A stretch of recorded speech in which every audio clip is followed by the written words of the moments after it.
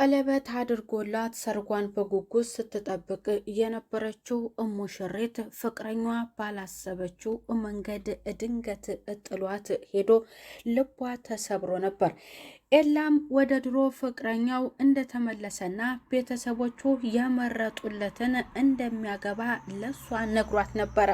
እሷም በአዘነችበት በተከፋችበት ጊዜያት ባቡሬ ድንገት በአጋጣሚ ቢተዋወቅም አሁን ላይ አብሯትና በምንም ሁኔታ ውስጥ ብትሆኒ ከጎንሽ እሆናለሁ አይዞሽ ብሏታል። አዲስ መታ ድንገት ከባቡሬ ፍቅር የያዛት ሊዱ ወደ እሱ ጋር ጠጋ ስትልና የእሱን ስልክ ቁጥርም ስትጠይቅ ሊሊ ደስ አይላትም። ስለ ባቡሬ አብስታ ትጨነቃለች። ምንድን ነው አንቺ ልጅ ሳታውቂው ከባቡሬ ፍቅር ያዘሽ ወይ ብላ ጓደኛዋ ነገረቻት። ለምንድን ነው ድንገት መታ እሷ ለስርዓት አትይዝም ወይ ከእሱ ጋር ጠጋ ጠጋ የምትለው በማለት ለጓደኛዋ ብትነግራትም አይዞሽ ፍቅር ይዞሽ ከሆነ እህቴ ጓደኛዬ እስኪ ንገሪኝ ለምለም አለቻት። አደይ አንቺ ደግሞ እንዴት ነው የሚሆነው እንደዛ ስትላት ያስታውቅብሻል እኮ እኔ በአይኖችሽ ተረድቻለሁ ስትል ጓደኛዋ አደይ ለሊሊ ነገረቻት። ስለ ባቡሬ የተጨነቀችው ሊሊ በመላመድ በቃ አብረን ስለቆየንና ስለ እሱ መጥፋት እኔ የምጨነቀው በመላመድ ነው ይብላለች። በመላመድ ደግሞ ሌላ ነገር ይፈጠራል ማለት ነው። ሰላም ጤና ይስጥልኝ ውድ የተከበራችሁ የቻናሌ ተከታዮች ቤተሰብ በሙሉ በያላችሁበት ሰላማችሁ ብዝት ይበል። ለቻናሉ አዲስ የሆናችሁ ሰብስክራይብ በማድረግ ቤተሰብ ሁኑ። እንዲሁም ቪዲዮውን ላይክ እና ሼር ያደረጋችሁ አበረታቱኝ እላለሁ። ሰራተኛዋ አደይ ክፍል 140 እየቀጠለ አደይ እና ዴቭ ሁለቱ የሚዋደዱ እንዲሁም የሚፋቀሩ ናቸው። በሁለቱ መካከል ስንት ውጣ ውረድ እና ሌሎች ደግሞ እሷም አትሆንህም አንተ ለሷ አትገባም እያሉ የእነሱን ሁለቱን አብሮ ላለመዝለቅ እንዳይቀጥሉ ያደረጉ ብዙ አሉ። ቲና ቀበጧ፣ ፍቅር ተንኮለኛዋ በሁለቱ መካከል ብዙ ጊዜ ገብተዋል። ፍቅር በዴቭ ፍቅር ታማለች። ለእናቷም በጣም ጥያቄ የሆነባት ልጅ ምን ሆና ነው? ከመቼ ጀምሮ ነው ለኔስ ምስጢር የደበቀችኝ? እኔ እናቷ አይደለሁም ወይ? ለምንድን ነው እንደዚህ ያስከፋትንና ያስጨነቃትን ነገር ከኔ ከእናቷ መሸሸግ የፈለገችው? አለች። ልጄ ንገሪኝ፣ እኔ እናትሽ አይደለሁ እንዴ? እስኪ ልረዳሽ ብትላትም አንቺ መቼ እኔን ሰምተሽኝ ታውቂያለሽ? በቃ አልፈልግም እኔ ምንም ነገር መናገር አልፈልግም አለ። ዴቭዬ መጣ። ዴቭዬ በሩን ለመክፈት ክፈች ፍቅር ምን ሆነሽ ነው ብሎ ቢጠይቃትም አንተ ማስመሳይ አልፈልግም አለ። ዴቭ መሆኑን ስታውቅ በሩን ብትከፍትለትም እሱ ግን ልቡ ከአደይ ጋር ነው። አደይም ቆንደፍ በማለት ወደዛ ቤት ሄደች። ለምንድን ነው ከአደይ ከፍቅር ክላስ ሊሆን እየቻለው ስትል ተናግራል። ሩታ መልካሟና ጥሩዋ የቤት ሰራተኛዋን ሮማንን ከእሷ ጋር በመሆን እንዲሁም ደግሞ ከአሹ ጋር እንዲግባቡላት ትፈልጋለች። አደይም ከዴቭ ጋር እንዲሆን ትፈልጋለች። የሚፈጠሩትን የምትሰማውን የምታየውን ነገር ደግሞ ቀስ ብላ እውነቱን ለማስረዳት የምትፈልግ መልካም ጥሩ ሴት ናት። ፍቅርም በምትንጨረጨርበት ሰዓት ለሷ ጥሩ የማይሆን ከእሷ ጋር የማይዘልቅና የማይሆነውን ነገር በግልጽ ትነግራታለች። እዛም ቤት እንድትሆን አልፈለገችም። ሩታ መልካም ጥሩ ሴት ናት። ለአደይም መከረቻት። አንቺ ቃስ ብለሽ ምነው ተረጋግተሽ ነው? ምነው ለምን እንደዚህ ትቀንያለሽ ወይ? በቃ አንቺ እኮ ዴቭ አንቺን መርጦሻል። ስለ አንቺ አንስተው አንቺን ከተቹ በት እኮ ደስ አይለውም ስትል ነግራታል። ወይዘሮ እታለም የቤት ሰራተኛዋን ከልጆቿና ከቤተሰቦቿ ባትነጥላትም የዴቭ ፍቅረኛ መሆኗን ግን ፈጽሞ አላወቀችም። ዴቭም እውነቱን መናገር ቢያስፈራውም እህቱ እነግርልሃለው ችግር የለም ግን ይችልኝ ካንተ ጋር እንድትቀጥል በመክርህ መልካም ነው። ቤተሰቦች ቢሰሙ ምን ይሉሃል ስትል ለሱም ብትነግረው እሱ ያመነው ጉዳይ ስለሆነ ፈጽሞ ከሷ ሊመራቅ አልፈለገም። አደይም ደግሞ እኔ ስንቱን ከዛ ከገጠር አምልጬ እንደመጣሁ አያቅምና ነው እኔ ለሱ አልገባም ወይ በማለት ኮስተር ብላ ወደ እሱ ጋር ሄዳ ለመናገር ብትፈልግም ያቺ መልካሟና ጥሩዋ ልጅ ደግሞ በእርጋታ እሷን አስረድታት አለች።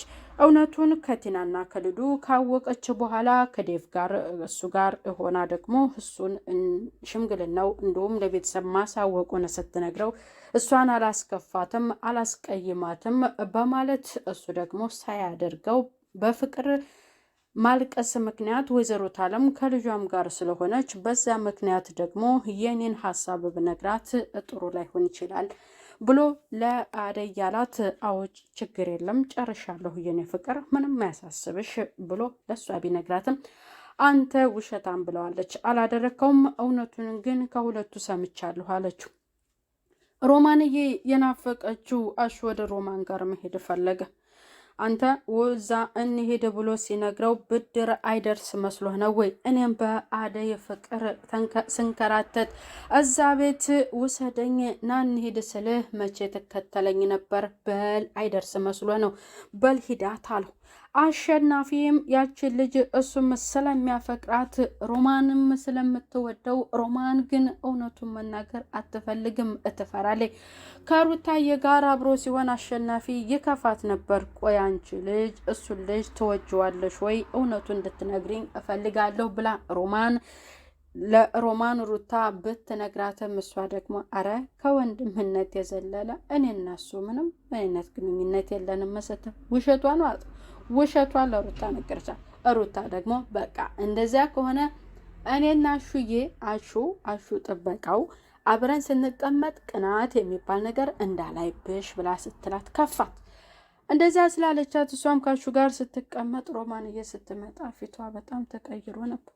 ስታስመሰል አልወደውም ማለች፣ ግን ድብን አድርጋ ትወደው ነበረ። ሌላኛዋ ቅምጥል ደግሞ ፍቅረኛዋ ኪንጎ ስለተለቀቀላት ከእገታው በጣም ደስ ብሏታል። ከእናቷ ጋር ውጭ ላይ እየሄደች ከርቀት እናት ልጇን ታያለች። ያ ልጅ አይደለም እንዴ ስትላትም ቁጥርን ስጠኝ እያለች እሱን በጥያቄ እያፋጠጠችው ያለችውን ሊዱን ታያለች። ቆይችልሽ ግን ምንድን ነው ነገሩ ከልጅ ጋር በማለት ወደ ልጃቸው ጋር ጠጋ ሲሉ ልጅቷ ሙጭጭ ብላ እሱን በጥያቄ እያፋጠጠችው ነበር። ቅምጥልን ስታያት እና እሱም ደግሞ የህይወቱን ያለበትን ህይወቱን ሲነግራት ከዛ አጠገብ ሸሽታ ትሄዳለች። ባቡሬም እውነት አንተ ውሸት እንደዚህ ብለህ ትነግራታለህ እንዴ? በማለት እናትና ልጅ እየሳቁበት ነበረ። ሄለን የአበበ ፍቅረኛ የድሮ ፍቅረኛ የነበረችና እሱ ወደ ሌላ ሀገር ሲመጣ ከሱ ጋር ነው የምዘልቀው ብላ እየጠበቀች የነበረችው ልጅ አበበ ሲመጣ ግን እንደዛ እንደማይሆን ለብርሃን ቢነግራትም ብርሃን ለምንድን ነው እንደዚህ የምትጎዳት? በአንተ ምክንያት እኮ ሌላ ሰው እንኳን ልታገባ አልቻለችም። በቃ ባትጠቅማት እንኳን አትጉዳት ብላ የእህትነቱን መክሯን ለአበበ ነግረው ነበር። አበበም የአባቱን ርስት ከአደይ አባት ለመካፈል ቢመጣም ነገሮችን ሲያስተካከል ወደ ሄለን ጋር መቅረብ አልፈለገም። እሷ ተቀምጣ እየተከዘች በነበረችበትም የሄለንን ምክር ሰምቶ የኔና ያንቺ ጉዳይ እንደሆነ የሚቋረጥ አይደለም ትወጂኝ አለሽ ወይ ብሎ ቢነግራትም እሷ ግን እየተሽኮረመመች አልነገረችው። ግን እኮ ድብን አርጋ ትወደዋለች። በመጨረሻ አብረው እንደሚሆኑ የመጀመሪያ ነሽ ብሏት እሷም ሁለታችንም እኮ ብላ ተቀብላ ደስ ብሏቸው ሁለቱም እንደተቃቀፉ ምቀኛዎቹ የፍቅር መቀሶቹ አለልኝና ጫንዬ ያንን አበበን ከቀየው ለማባረር ወደ እሱ ጋር ሲሄዱ ሁለቱን አስደነገጧቸው። ብርሃንን ካላገባሁኝ አለች ጫንዬ። የሌ ልጁን ለማግባት በጣም ቸኮለ። የአደይ አባት ርስቱን እንዳይካፈለው የሚፈልገውን አበበን ከዚህ ሰፈር ካባረርንለት በደስታ ልጁን ይደረኛል ሲል ለአለልኝ ነገረው። እንደዚያማ ከሆነ እዚህ እንፈልጋቸው ልጁን እንሂድ፣ ይህኔ በየቦታው ተጋድመዋል አለ አለልኝ ደፋሩ። ሁለቱም ሲሄዱ ያገኟቸዋል። በጣም አስደንግጧቸዋል። ወይዘሮ ታለም የዴቭና የአደይን ሁለቱም መቀራረብ ለምን በግልጽ መናገር እንዳስፈራትና ለምን በግልጽ መናገር እንዳልፈለገች አይዶኖ ለምን አላውቅም። እሷ ስለ ዴቭና ስለ አደይ ሲነሳ ብዙ ደስ አይላትም። እሷ መልካምና ጥሩ ልጅ ናት የሚለውን ነገር እደግፍላታለሁ። ግን ዴቭንም አግባ ትለዋለች። እስኪ አንተና ባርኮቴ አግቡና ወግ ማድረግ ላይ እንድትደርሱልኝ እፈልጋለሁ፣ አስቸገራችሁ እያለ ትመክር ነበር። ያቺ የተመረጠችው ደግሞ አደይ ናት። ተወዳታለች። ከልጆቿ አትመርጣትም፣ እንዳትቀርባት ብላ አስጠንቅቀዋለች። የወይዘሮ እታለም ውሳኔ ምን ይሆን በቀጣይ? እውነት ለአደይ አስባላት ነው ወይንስ ለዴቭ አስባ ነው ሁለቱ እንዲቀራረቡ እያልፈለገችው? እውነቱን ስትሰማስ ምን ትላለች? እልልልልል ብላ ድሮም እኔ መርጬልህ ነበረ ብላ ተናግረው ይሆን? እሷ ግን የገጠር ናቸው ቤተሰቦቿ ተብላ ስትነገር አደይን ለምን እንደቀረብካት ገብቶኛል፣ ከዛች ልጅ ጋር እያግባባችህ እሷ ናት ለማለት ወስና መሰለኝ። ያንን ደግሞ በሌላ በክፍል 141 የምንከሰትበት ይሆናል። ቤተሰብ ለቻናሉ አዲስ የሆናችሁ ቤተሰብ የሆናችሁ በያላችሁበት ሰላማችሁ ብዝት ይበልልኝ። ባይ ባይ።